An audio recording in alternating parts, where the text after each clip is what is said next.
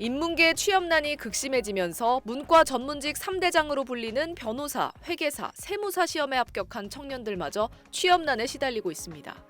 매년 꾸준히 배출된 합격자 수가 포화 상태에 다다랐고 신입이 맡던 업무를 AI가 대체하면서 일자리가 크게 줄었기 때문이라는 분석입니다.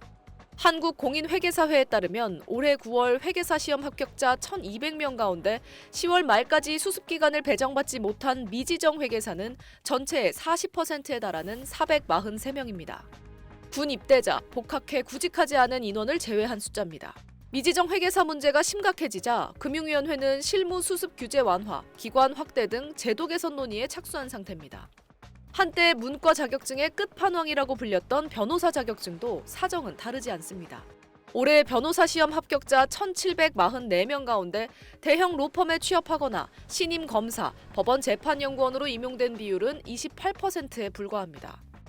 나머지 1,251명은 중소형 로펌이나 기업 법무팀을 택하는데 이것도 경쟁이 치열해 대한변호사협회에서 연수를 받으며 취업 준비를 이어가는 사례가 적지 않습니다.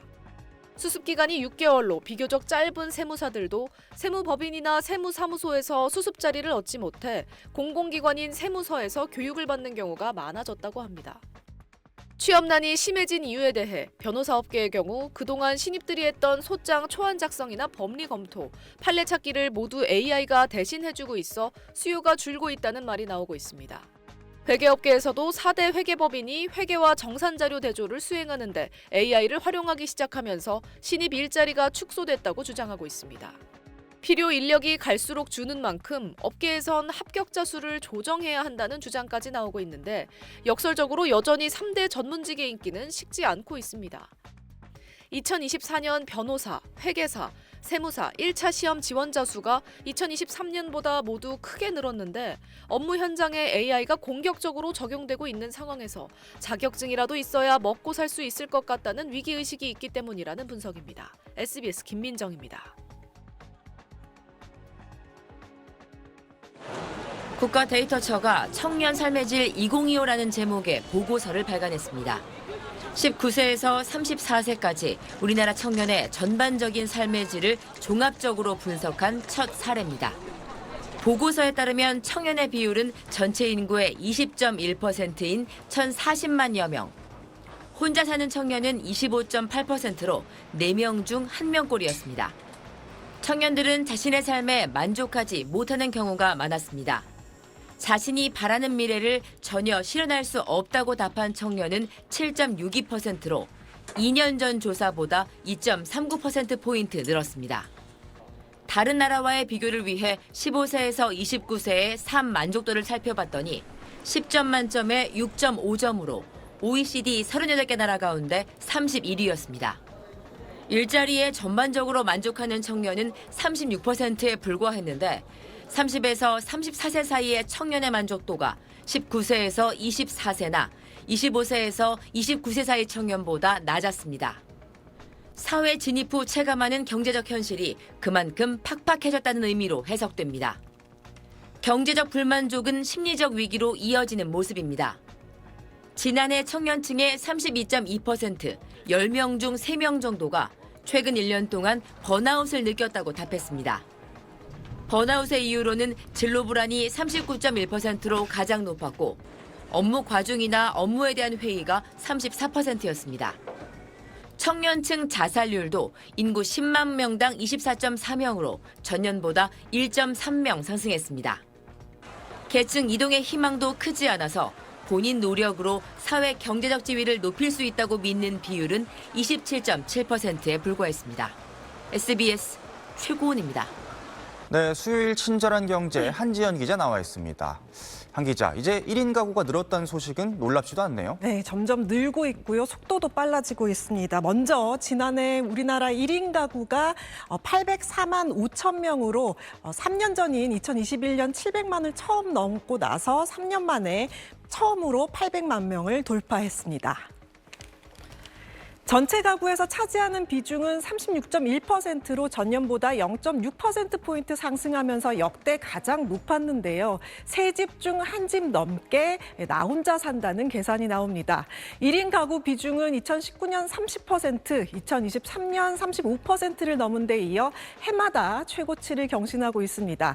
그런데 이번 통계는 단순히 1인 가구가 늘었다가 아니라 누가 늘었는지가 꽤 흥미로운데요. 1인 가구 중 가장 많은 연령층은 70세 이상이 거의 20%에 달하고요. 그다음이 20대 이하 청년층입니다. 고령층과 청년층이 동시에 가장 많은 비중을 차지한 건데 원인은 서로 완전히 다릅니다. 고령층은 혼자 되는 경우가 많아서 이 청년층은 결혼과 독립이 늦어지면서 1인 생활이 길어지는 흐름이 반영된 겁니다. 성별로는 이 남성은 30대, 여성은 70세 이상에서 가장 높았습니다. 지역별로 보면 역시 서울이 가장 많습니다. 1인 가구 비중이 39.9%, 이 사실상 10가구 중 4가구 가까이가 혼자 살고 있는 구조입니다. 그리고 이번 통계에서 또 주목되는 게 하나 있는데요. 바로 일하는 1인 가구가 처음으로 500만 가구를 넘었다는 점입니다. 50세에서 64세 비중이 가장 크고 그다음이 30대, 20대 순이었는데요. 이건 단순히 혼자 사는 사람만 많아진 게 아니라 혼자 살면서 경제 활동하는 사람까지 이 사회 구조의 한 축으로 커지고 있다는 의미입니다. 네, 그만큼 가족이란 울타리 없이 사는 사람들이 늘었다는 뜻이기도 하겠죠? 네, 그래서요. 우리나라 이 전체 국민 중 38.2%가 평소 또는 이 자주 또는 가끔 외롭다라고 대답했는데요. 거의 10명 중 4명꼴인 것으로 나타났습니다. 이건 단순한 이 기분 문제가 아니라 현대인의 관계가 점점 느슨해지고 있다는 의미로 전문가들은 읽고 있습니다. 참고로 일본은 2021년에 세계 최초로 고독 고립 담당 장관을 신설했습니다. 국가가 직접 외로움을 관리하는 시대가 온 건데요. 우리나라도 비슷한 흐름이 있습니다. 1인 가구만 보면 평소 외롭다는 응답이 더 많습니다. 48.9%로 절반 가까이였습니다. 아플 때 도움받을 사람 비율은 전체보다 6%포인트 낮았고 돈이 필요할 때 도움받을 사람은 전체보다 5%포인트 낮았습니다. 우울할 때 도움받을 사람도 이 전체는 78%대인데 1인 가구는 73.5%로 더 낮았습니다. 인간관계 만족도도 전체 55.5%보다 낮은 51.1%로 불만족 비중은 더 높았습니다.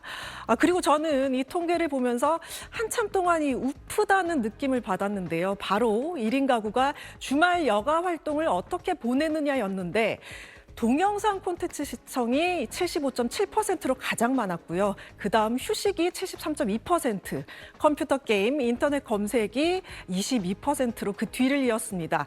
즉 요즘 한국 사회 전체가 조금 더 외로워지고 있고 그중에서도 혼자 사는 사람들의 관계망이 약해지고 있다는 게 이번 통계로 확인된 셈입니다. 네, 아무래도 1인 가구가 경제적으로도 좀 여유가 부족하다는 인식이 있는데 실제로도 그런 모양이네요. 네, 혼자 살아가는 사람은 늘고 있지만 이 경제적 기반은 전체 평균보다 낮은 편인데요. 지난해 1인 가구의 연소득이 3,423만 원으로 나왔는데 전체 대비 46.1% 수준밖에 되지 않았습니다. 소득 구간을 보면 1,000만 원에서 3,000만 원 미만이 가장 많았고 이 전체의 절반 이상이 연 3,000만 원 미만 소득이었습니다. 월 평균 소비 지출은 168만 9천 원으로 전체 가구의 58% 수준이었고요. 이 자산은 2억 2,300만 원 정도로 전체 평균보다 낮았으며 부채도 전체 대비 낮은 수준으로 집계됐습니다. 정부나 사회단체 도움을 통해 노후를 준비하는 비율은 24.5%였지만 전체 인구와 비교하면 2배 수준으로 더 의존적이었습니다. 기초생활보장 수급 가구를 보면 전체 수급 가구 중 1인 가구 비중이 74.2%로 가장 많았습니다. 결국 1인 가구는 소득, 자산, 노후 준비 등에서 전체보다 낮은 수준을 보인 것으로 나타났습니다. 네, 한 기자 잘 들었습니다.